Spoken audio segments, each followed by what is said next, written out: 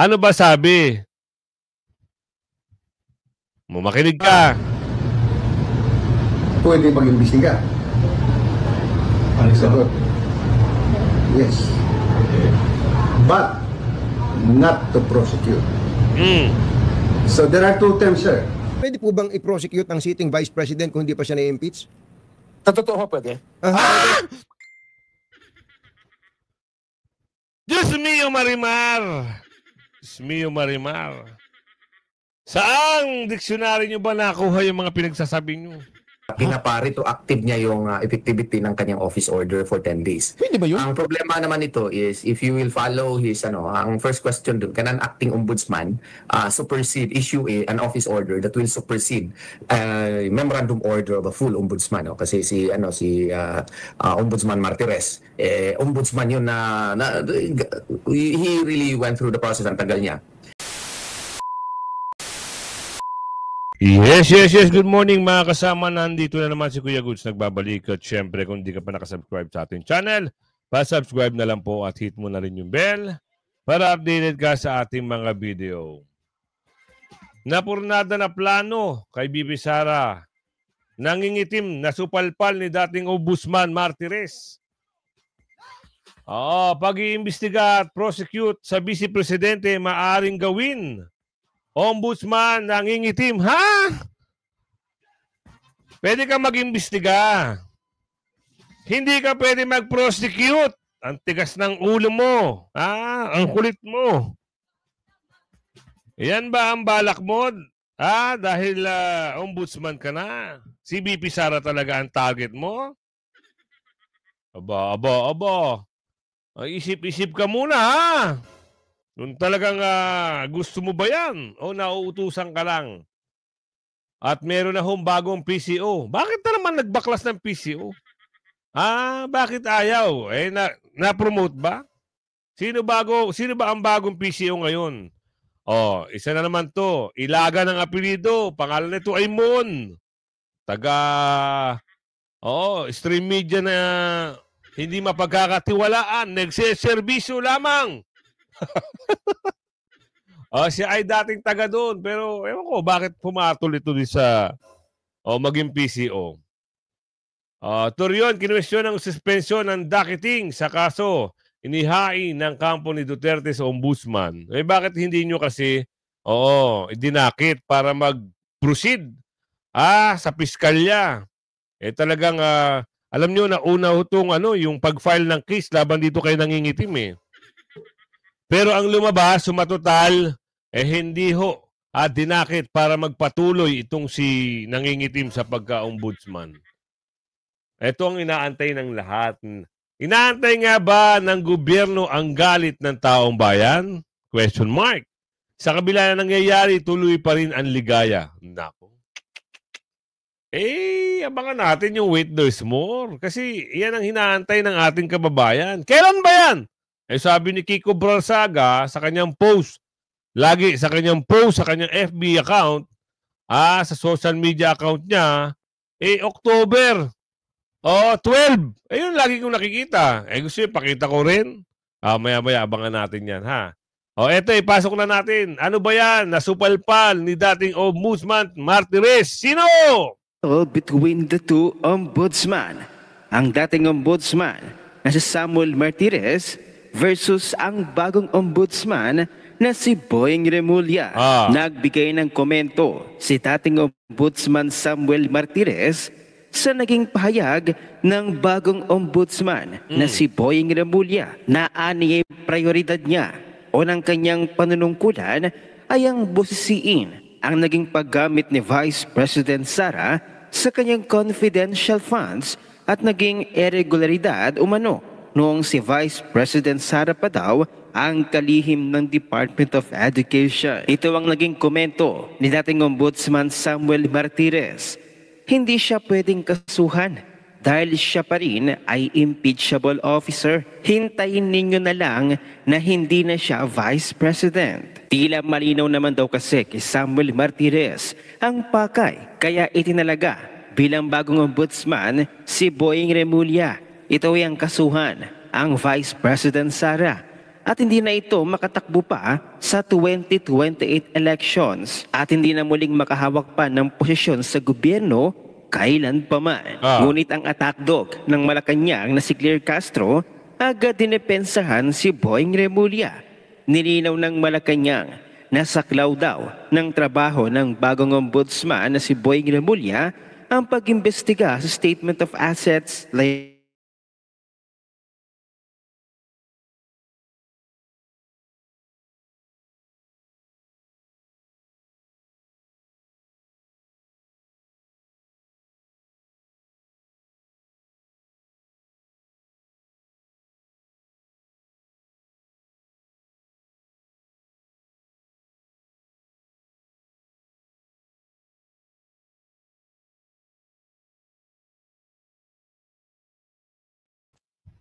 Nawawala na naman yung network natin. Ito yung nakakabuwisit eh. Kaya minsan, nabuwisit na rin yung ibang pwede bang mamili ng mga iba't ibang provider? Kaso nga lang, itong mga iba't ibang provider, ganito rin eh. Minsan, teka-teka rin eh. Hindi kagaya sa ibang bansa, wala hong saglit lang nawawala, tapos balik ka agad. Pero dito sa Pilipinas, minsan araw, linggo. Kaya minsan nakakabuwisit, nagbabayad ka ng tama, tapos yung serbisyo nila. Kasi ang nangyayari dito, wala kang ibang pagpipilian. No choice ka, ika nga. Pero ka naman, tuloy natin. Ni Vice President Sara Duterte kung kinakailangan. Ayon kay Palace Press Officer Attorney Claire Castro, mandato ng ombudsman na siyasatin ng sinumang opisyal ng pamahalaan kung may nakikitang posibleng irregularidad sa yaman o paggamit ng pondo. Aniya ni Auntie Claire, ito ay para sa buong bansa. Kung ano ang dapat na imbestigahan ay iimbestigahan.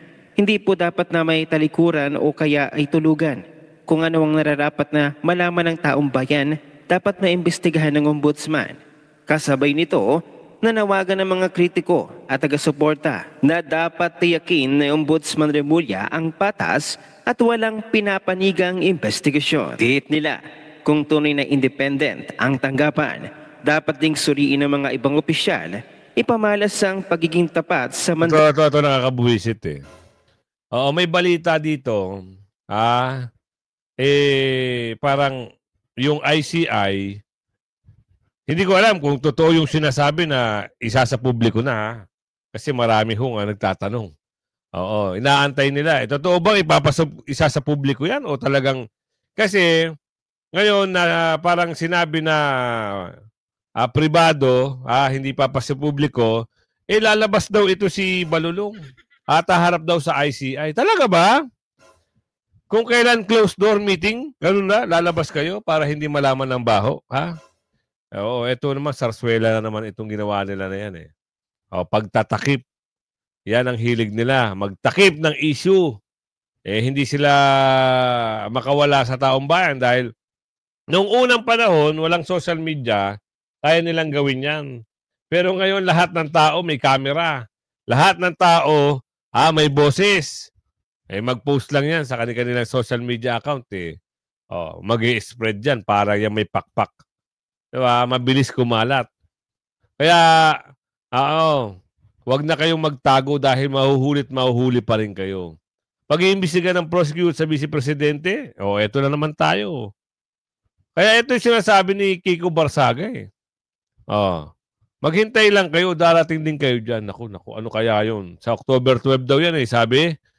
Mamaya papakita ko sa inyo yung data. Sino ba nagsabi niyan? Sa post nga yan ni Kiko Barsaga.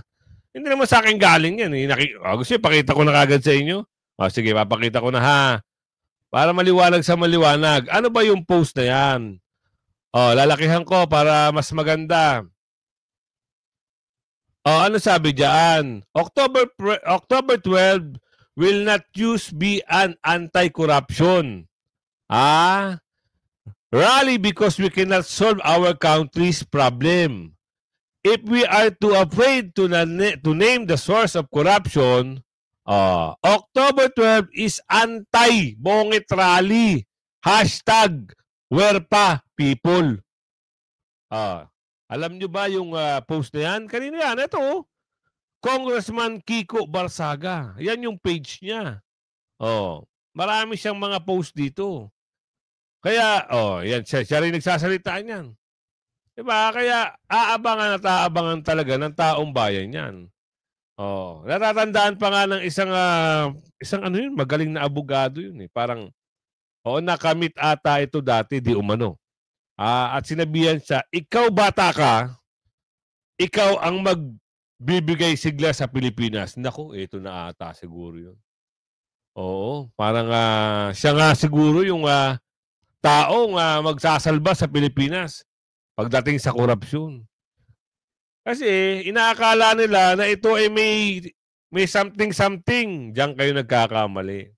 Ang paninindigan ng mama, ang batang yan, ang siyang tatapos sa karera nyo.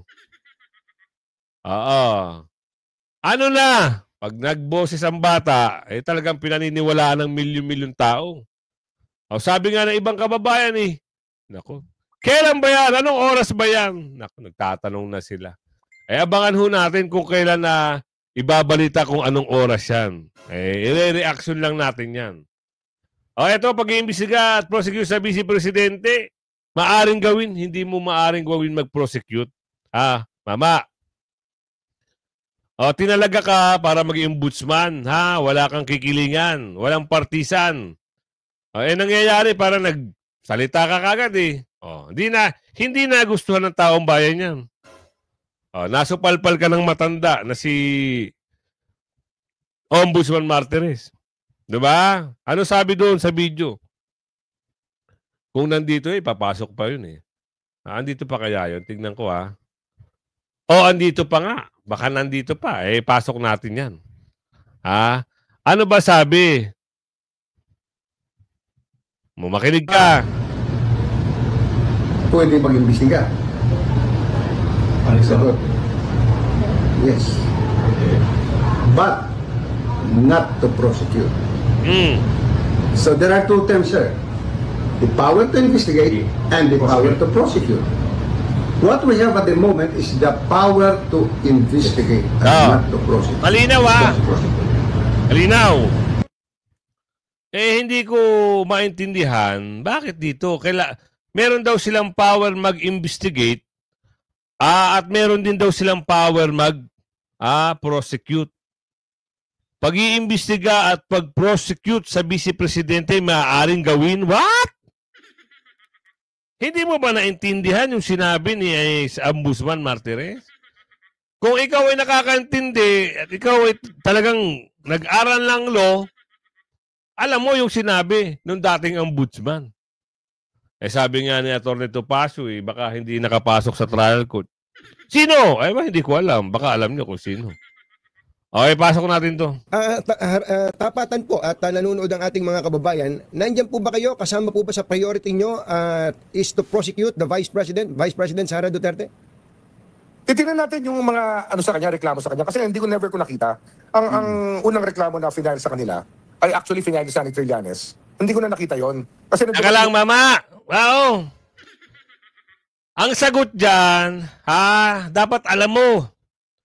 Dapat sinagot mo, pwede tayong mag-imbestiga at hayaan na natin kung sino ang dapat mag-prosecute sa kanya. Parang may boses ka agad. Gusto mo ka agad ma-prosecute. Anak ng bugi, anak ng tipaklong naman. Ikaw ba, naniniwala ka ba dito sa mama na ito? Parang feeling niya, gusto niya ma-prosecute si BP Sara. Ito na naman ata yung sinasabi ni Winda Fortun. May panibago na naman papasok na eksena. Ano yung eksena? Meron namang ibabato kay BP Sara. Pero malulusutan ito ni BP Sara. Kasi naman, sandamakmak naman kayong basahin nyo nga. Pag-aralan nyo yung sinabi ni Ombudsman Martires. Nakakahiya kayo. Sa harapan ng milyon-milyong Pilipino, sinasabi nyo, halata Sa DOJ, ang nangyari, finance break yan ng dating Prosecutor General papunta ng Ombudsman. Kaya hindi ko nakita yung demandang yon. Ito naman demanda ng House. Hindi ko yan pinapansin talaga kasi malayo yan sa bituka namin sa DOJ dahil ang amin nun, ay ang dami-dami namin trabaho. Kaya hindi ko talaga, ngayon ko lang pag-aaralan yung mga kasong yan. Sa totoo lang. And besides, pwede po bang i-prosecute ang sitting Vice President kung hindi pa siya na-impeach? Sa totoo, pwede. Diyos mio Marimar! Diyos mio Marimar! Saang diksyonary nyo ba nakuha yung mga pinagsasabi nyo? Diyos mio Marimar naman. Talaga bang ganun? Katunying naman. Alam mo naman yan, Katunying. Bakit hindi mo supalpalin? One time lang, oh. Supalpalin mo lang one time. Diba? Kasasabi lang nito, hindi pwede. Mag-imbestiga ka lang, okay. Hindi ka pwede mag-prosecute. Pwede hong investigate at pwede hong i-prosecute kung meron hong laman ng investigation na nagsasabi na liable siya for a criminal act. Maling-mali, di ba? Maling-mali. Kaya nga sabi, ang magaling sa magaling, ang magaling sa nagmamagaling, at magaling sa walang alam. Nasaan siya doon? Kayo nang bahalang mag-comment. Doon pa ako naniniwala sa matanda Diba? Okay, sinabi niya, pwede mag-investigate. Pwede. Wala namang problema, imbestigahan lang Pero ikaw magpo-prosecute, ikaw na nga yung nasa ombudsman. Oo, parang sinabi mo na wala nang karapatan. Kayo-kayo na lang ang bida. Sa bagay, sabi ni BP Sara Oo, ganyan talaga ang bida. Binabanatan muna, pagdating ng dulo, bawi-bawi din. Di lang natin nagulat si Katuning. Nagulat! Di ba? Sino hindi magugulat anak ng bugyo? Sipin mo nga yun, Parang yung pananalita ng mama, hinay-hinay lang, boss, Baka mabilaukan kayo, di umano. Ang hirap kasi. Concentrate. Andun kagad ang tumbok kay BP Sara Diba? Pag-aralan. Huwag mo nang sausaw ng sausaw. Andiyan ka na sa pagka-ombudsman. Di ba matagal mo nang hinihiling yan?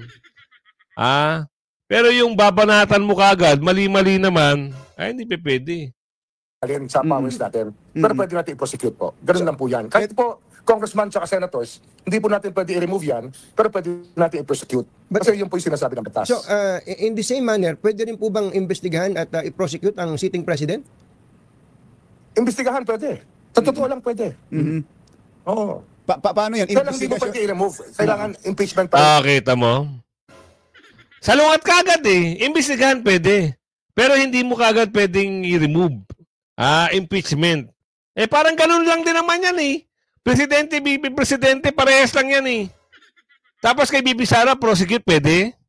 Imbestiga pwede. Doon sa sitting president, imbestiga pwede hindi pwede i-remove. Wow, pang klase. Ang proseso para sa impeachable officers. At sa iba naman, kagaya ng House, sila nag-expel ng member nila. Tsaka ang Senate, ganoon din. Sila rin nag-expel ng member nila. Kung hindi pwedeng i-remove, para saan yung investigasyon? Anong gagawin ng ombudsman doon sa resulta ng anumang investigasyon ninyo?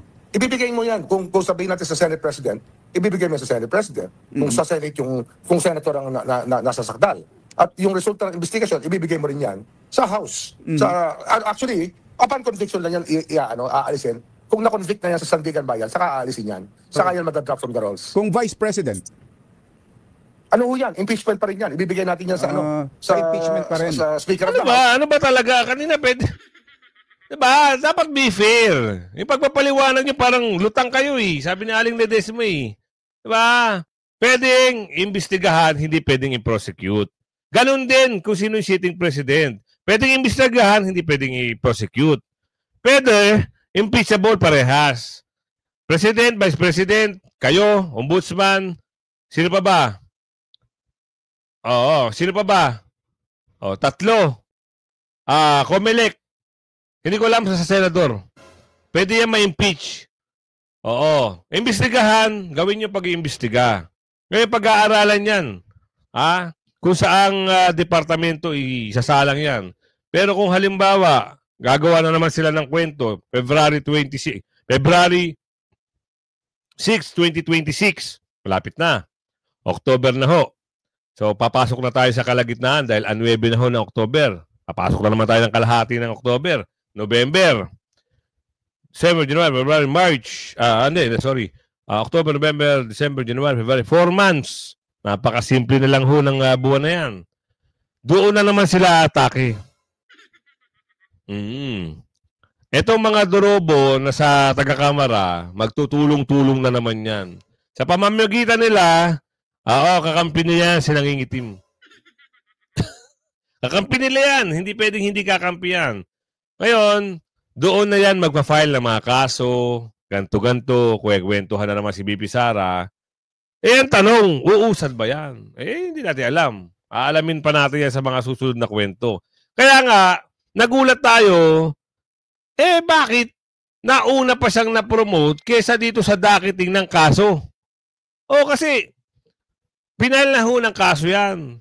Si Vice Mayor Baste Duterte ang nag-file ng kaso, katuwang niyan ito si Atty. Torion. Nagulat ka na lang, bakit hindi dinakit? Anak ng bugi mga... Bakit? Siyempre kakampi nila. Dapat doon sa babaeng nakahawak ng espada at may piring at may hawak na timbangan, lagyan nyo na lang ng konting laman yung timbangan. Para hindi na ho balance. Kasi nangyayari, wala na ho yung timbangan Mabigat na yung isa. Ibig sabihin, meron lang pinapanigan. Tipaklong, hindi nyo dinakit. Hindi nyo... para irapol. Yung kaso, ibig sabihin, may docket number kasi yan Hindi pinasok o hindi pinag-aralan ng piskal kung sino ang hawak.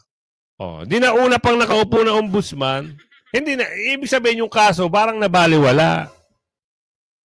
Nakaupo na, 7 years. Ang tanong, 7 years ba talaga? Sabi ni Aling Ledesma, titignan natin yan. Kita nyo. Alam ni Aling Ledesma tuloy. Anong nangyari na doon sa kasong ipinal ninyo nila Mayor Baste? Grabe nga, very interesting and shocking because if you remember, the members of the Duterte families through Mayor Baste on September 15 filed 9 counts of criminal cases, 9 kinds of criminal cases, 14 counts lahat before the Office of the Ombudsman here in Davao City. Kasi taga dito naman sila, pwede naman yun i-file dito. And that was filed against Justice Secretary Crispin Remulla and other high public officers such as his brother, the DILG Secretary John Vic. Pero ang nangyari po doon, on the next day, on September 16 po, nagpalabas po ng sulat po si Acting Ombudsman Dante Vargas na ipa-undocket yung mga criminal complaints na yon at ipa-transmit sa Manila yung mga records ng mga cases. But perhaps he realized and through the reply of Deputy Ombudsman Law na meron palang memorandum order si dating Ombudsman Martires dated May 5 of 2025 ordering the twin docketing of criminal and docket cases and administrative cases rather. Nadakit na kasi kaagad yung aming kaso na final. So ang nangyari po, pinatransmit the next day and then pagka 17, nag-issue siya ng September 17 ng dalawang office orders suspending the implementation of the May 5, 2025 order. Grabe. So yun yung nangyari to justify na bakit niya pina-undocket yung yung kanyang yung kaso na na-file namin. Ang problema dun, September 15 yung na-file namin, yung office order niya September 17. Allegedly, mayroon yung 10 days pala na retroactivity. Pinapa-retroactive niya yung effectivity ng kanyang office order for 10 days. Pwede ba yun? Ang problema naman ito is if you will follow his ang first question doon, can an acting ombudsman issue an office order that will supersede memorandum order of a full ombudsman kasi si Ombudsman Martires ombudsman yun na he really went through the process, ang tagal niya. Pero kanyang memorandum order, pinasuspend lang ng isang acting ombudsman. Pangalawa, meron pang office order na, na mag-retroactive effect. Ang problema niyan, selective pa. No? So aming tingin, hindi talaga po pwede ang office order na mag-supersede ng isang memorandum order at pabalik retroactive yung effectivity. Selective pa, bakit? Kasi noong September 7, merong COA fraud report na final yung COA against finarnish yung ombudsman against certain DPWH officials. Tapos noong September 11 din, si Vince Dizon filed a complaint against DPWH officials and allegedly meron pang preventive suspension order na pinasa si acting ombudsman Vargas. So we have here a situation na office order lang, sinupersede yung memorandum order at retroactive pa yung effect, selective pa at pinaandakit yung kay Mayor Baste. Ang ginawa namin, nagpadala kaagad kami ng sulat sa kanya. Totoo ba ito? Kailangan kami ng confirmation nito kasi kailangan namin ng mga certified true copies. Maniwala kasi hanggang ngayon di pa kami ni-reply. Grabe, no? Oo. Supersede talaga yung ginawa nila. Para lang makaupo ito si Nangingitim. Hayaan nyo na. Talagang, sabi nga ni Aling Ledesma, kulay pa lang eh. Sa kulay pa lang, alam mo na eh. Ito, inaantay nga ba ng gobyerno ang galit ng taong bayan? Ito yung title baka mamaya sabihin nyo. Title ho yan ng balita. Sa kabila na nangyayari, kasi ito nagtatanong. Ang sabi rito, inaantay na nga ba ng gobyerno ang galit ng taong bayan? Question mark. Nag-aantay ba? Kaya nga nagtatanong ito eh. Masaklap dito, baka nga talagang inaantay. Oo. Para makapag-declare sila ng alam nyo na. Pwede silang mag-declare niyan. Lalo na, kaso nga lang, talagang sobrang galitan ng taong bayan. Nanggigigil na yung taong bayan dito sa mga ito. Hindi ko ba alam dito sa, alam nyo, yung mga pinapasahod ng taong bayan, kagaya ng mga nakaupo dyan sa PPPF. Oo, yung si Negro. Sila yung mga pinapasahod ng taong bayan, kaso nga lang, kung kumilos, wala sa ayos. Parang mas minamahal nila yung nakaupo ngayon. Yun ang nakikita natin sa kanila eh. Wala silang pagmamahal sa taong bayan. Sunod lang sila sa tali at kumpas ng kanilang amo. Kaya naghihintay ang taong bayan, ano ba yun? Alin ba yung wait there's more? Hindi ko rin alam. Abangan natin. Kaya nga wait eh. Oo, meron pang darating. Pero ang alam ko, yung sinabi ni Kiko Barsaga doon sa post niya lagi. Diba? Hindi ko lang alam kung saang lugar yun. Kaya aabangan ko pa. Kasi pag may nakita akong mga post yun, binibigay ko lang sa inyo yung mga info. Kagaya yan. Eto, Atty. Rizal Panielo, banata mo. And ano ang magiging ibig sabihin nito sa ating mga kabayan dyan sa BARM at RISA kasi matagal na ito nilang gusto na magkaroon sila ng election dyan. Hindi ang mangyayari dyan, mananatili yung mga pinobra, in-appoint, okay, yung reklamo nila. Ang kanilang mga kinatawan, hindi nanggaling sa kanilang pagpili, kundi nanggaling sa kapangyarihan pampolitika na may hawak niyan. Pero Teresa, hindi ba natakot ang nasa executive na magalit yung mga taga-BARM na feeling nila siniset aside sila ng gobyernong ito sa panawagan nila magkaroon ng halalan and ang dating kasi napupolitika sila at yung mga nasa kapangyarihan na gusto nilang mapalitan na-extend yung kanilang kapangyarihan. Tanong mo hindi ba natatakot? Na mag-alsa sila. Kita mo kahit na anong galit ng tao, sige pa rin. Tuloy pa rin at tuloy pa rin ang ligaya nila.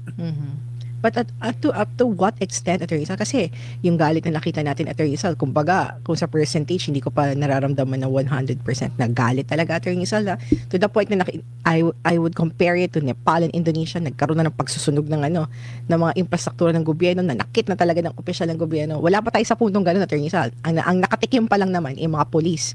Wala pa yung mga nasa matataas na posisyon. But kung aabot tayo sa gano'n na scenario, Atty. Rizal, kasi parang hindi pa sila ganun kaseryoso or ganun ka natatakot sa galit ng taong bayan. Ayun ang inaantay nila. Yun ang inaantay nila para mahugaran na sila ng tuluyan. Ayun. Sabi na eh. Huwag yung hintayin. Dapat kung halimbawa may pagkakataon pa kayo na mag-resign na kayo. Para naman maging maayos. Kasi ang gusto ng taong bayan, yung totoo nagsiservisyo. totoo nagbibigay ng serbisyo at minamahal ang taong bayan na hindi tumatakbo lang ito para sa kanilang pansariling interes. Totoo nga naman yan. Diba? Kaya hindi rin nakapigil ito si Congressman Kiko Barzaga. Naghain na ho ata ng impeachment complaint laban dito kay Bungit-Ngit. Tama ba? Kaya alamin natin yan. Naghain na ba talaga siya ng impeachment complaint laban kay Bungit-Ngit? Oo, ito ang balita dyan. Sana, magtuloy-tuloy. Kasi kung hindi magtutuloy-tuloy yan, aba. Nakaka-bad trip yan. Okay, pasok. Maghahain umano ng impeachment complaint si Cavite 4th District Representative Kiko Barzaga laban kay Pangulong Ferdinand Marcos Jr. Inihayag ito ng kongresista sa isang Facebook post habang nasa sesyon sa plenaryo ng Kamara hapon ng Miyerkules, October 8. Ang reklamong impeachment ay bunsod anya ng pagsira sa tiwala ng publiko at matinding paglabag sa saligang batas. Sa gitna ito ng ghost at substandard flood control projects na pinondohan sa pamamagitan ng pambansang budget na inaprubahan ni PBBM. So under the grounds of betrayal of public trust, I am filing an impeachment for President Marcos. And hopefully, Congress will remove him soon so we can start investigating those involved in the flood control anomalies.